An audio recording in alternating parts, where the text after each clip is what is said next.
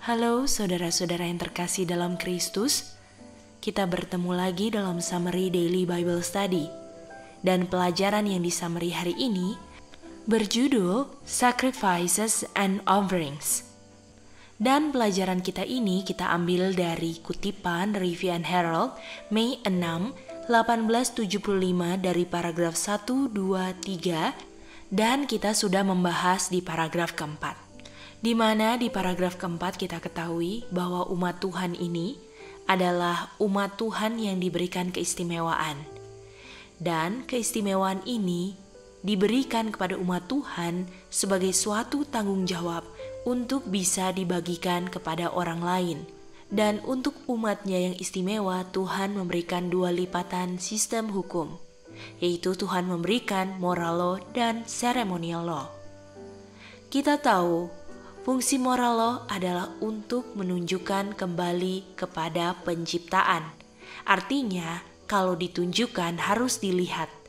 Walaupun sesuatu yang ditunjukkan ini tidak kelihatan, tetapi harus dimengerti berdasarkan Roma 1 ayat 20. Dan dimengerti yang tidak kelihatan ini dari yang kelihatan, yang diciptakan dari yang tidak kelihatan. Artinya, yang mengingatkan akan moral law adalah yang diciptakan oleh kuasa Bapa. Moral law menunjukkan ke belakang, yaitu kepada penciptaan. Lalu saya ingat Bapa yang menciptakan. Dan yang harus saya ingat adalah kuasa penciptaan Bapa yang tidak kelihatan. Artinya, moral law ini menunjukkan pada hal-hal yang diciptakan, sehingga saya bisa ingat kuasa Bapa yang tidak kelihatan. Dan kita tahu bahwa kuasa Bapa inilah yang mensanctify saya. Pada dasarnya, moral law ini berbicara tentang ceremonial law. Makanya, kalau saya mau mengerti tentang semua ini, saya harus counter living untuk melihat hal-hal yang diciptakan. Dan orang yang tidak mau counter living artinya dia menolak moral law.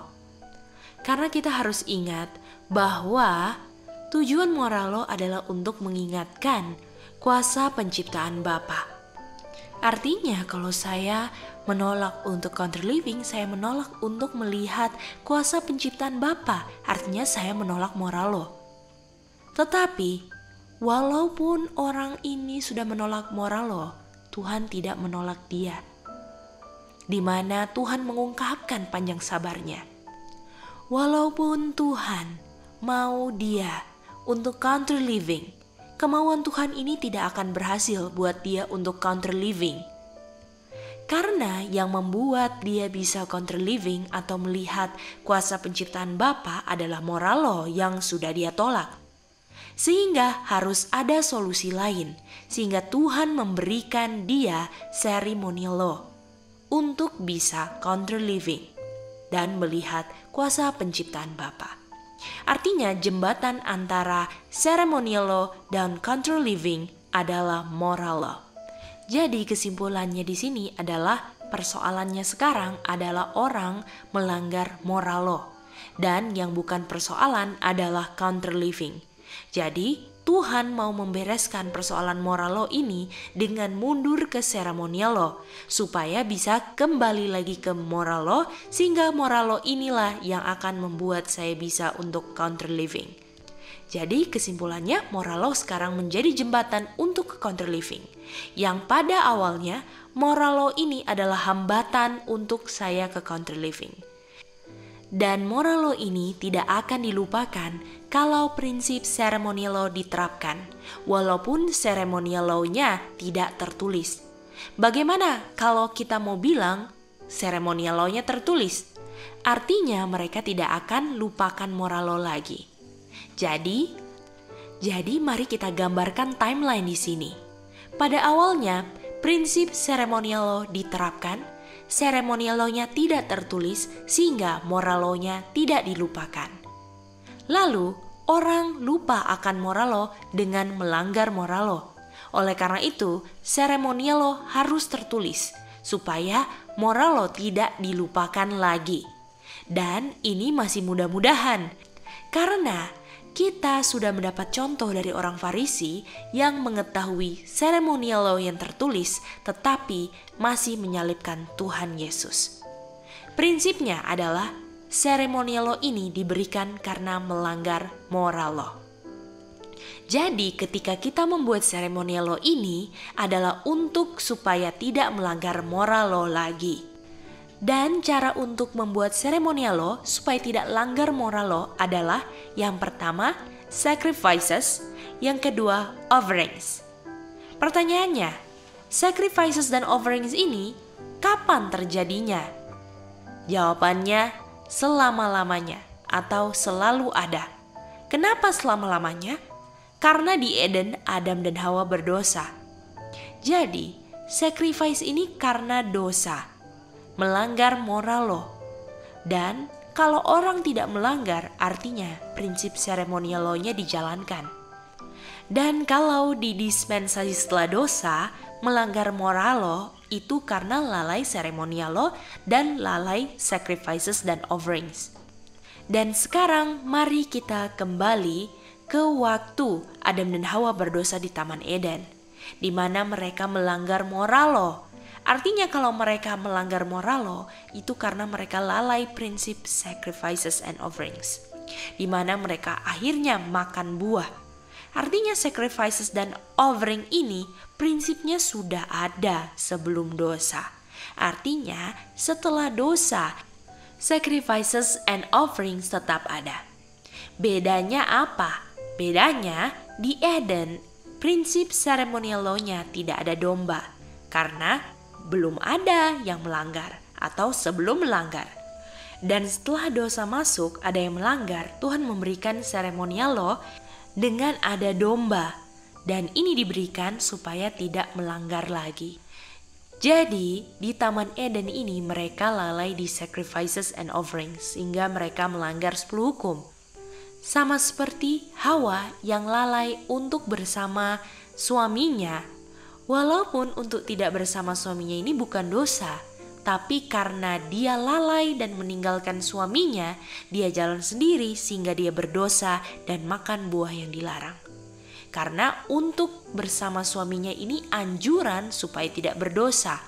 Dan untuk bersama suaminya ini bukan perintah, yang mana kalau anjuran ini tidak diikuti, artinya berdosa. Bukan, tetapi anjuran ini menolong Hawa untuk tidak berdosa. Sama seperti contohnya, tidak ada yang mendikte orang harus DBS. Tetapi DBS ini memberikan kita firman Tuhan setiap hari agar kita panas terus untuk supaya kita tidak berdosa. Tetapi kalau kita udah mulai lalai DBS, kita bisa saja dingin. Dan ketika dingin itulah kita akan dirongrong menjadi mangsa setan untuk berdosa. Dan mari kita membahas kelalaian kedua Hawa. Hawa ini penuh dengan pertanyaan, kenapa begini, kenapa begitu? Seakan-akan Tuhan memberikan suatu perintah karena buahnya racun. Harusnya kalau sudah Tuhan bilang tidak usah dipertanyakan lagi. Karena kalau sudah keluar dari mulut Tuhan, itulah kebenarannya ya. Nah, jadi kesimpulannya sacrifice dan offerings menunjukkan pada moral law. Dan jangan dilalaikan juga walaupun sebelum ada dosa. Apalagi setelah ada dosa, prinsipnya harus tetap dijalankan sebelum atau setelah kayu salib juga. Dan sacrifices offering ini menunjukkan kayu salib. Dan waktu kita lihat kayu salib yang ditunjukkan oleh sacrifices and offering, apa yang saya lihat? Yang pertama, yang di kayu salib bukan saya. Yang mana seharusnya saya di situ. Di sini kita lihat keadilan bahwa kalau melanggar hukum harus ada yang mati. Yang kedua, ketika saya lihat yang mati di sana, saya lihat dia nggak benci saya. Dia tidak jahat.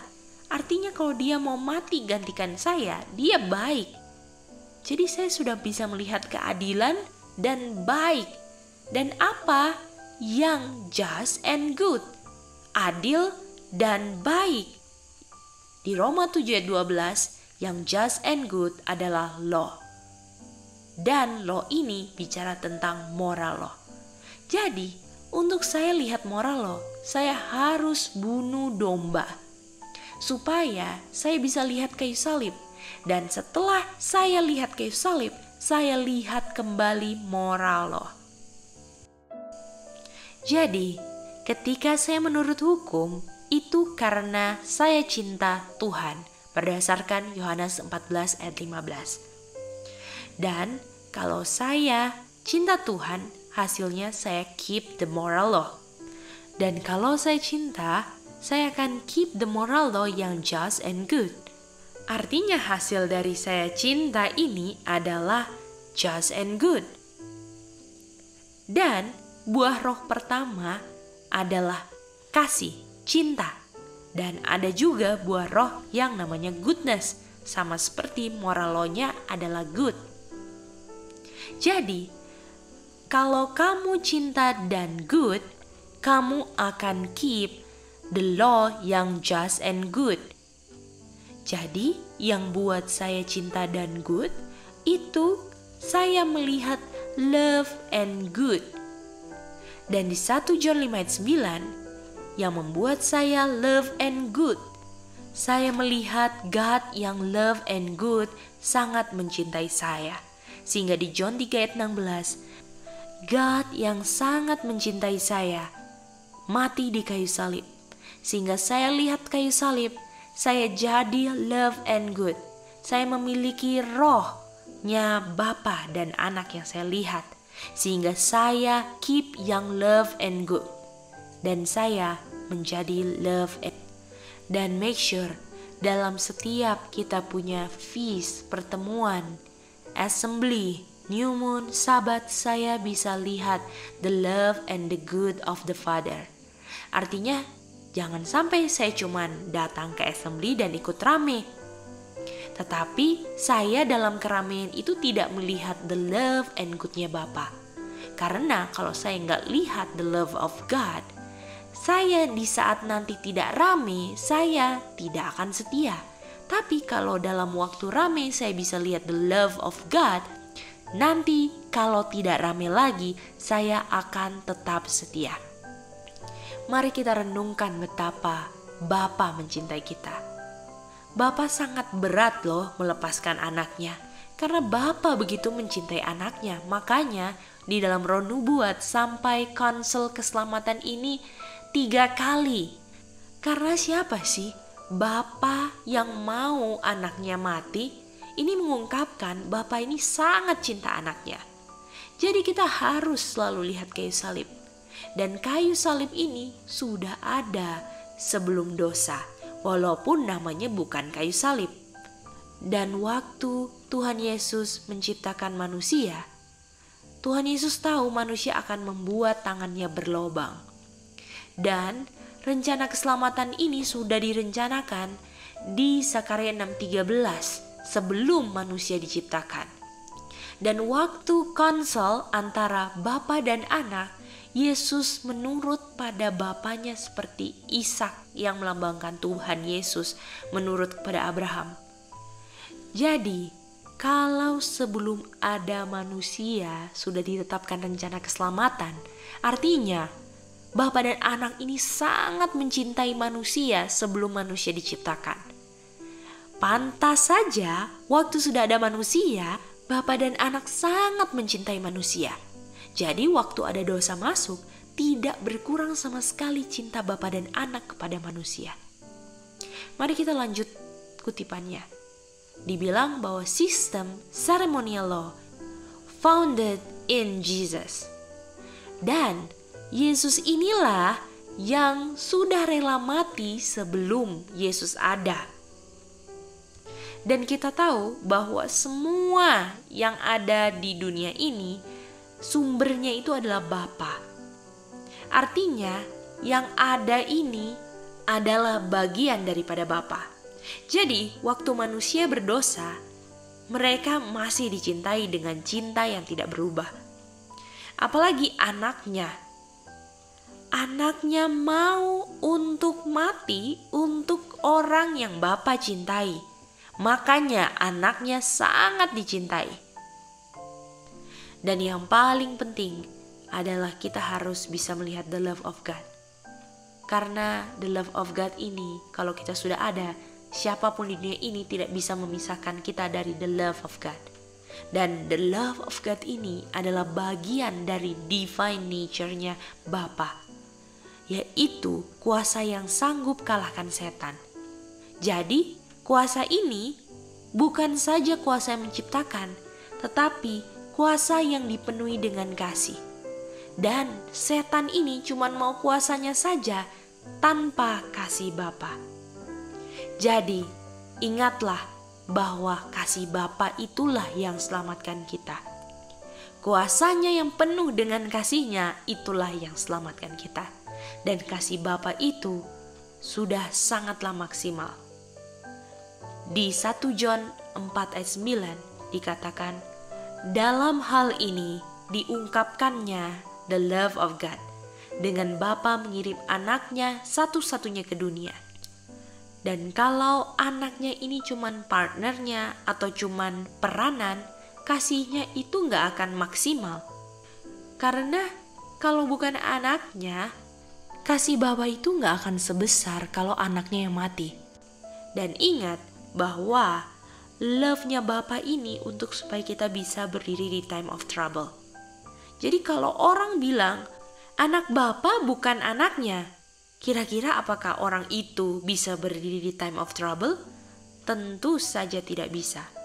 Jadi setan sangat tahu cara untuk membuat orang hilang dengan membuat anaknya bukan anaknya.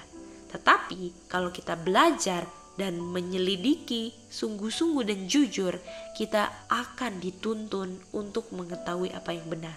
Kita akan dituntun untuk melihat kasih Bapa. Dan kasih Bapa inilah yang akan menyanggupkan kita berdiri di time of trouble.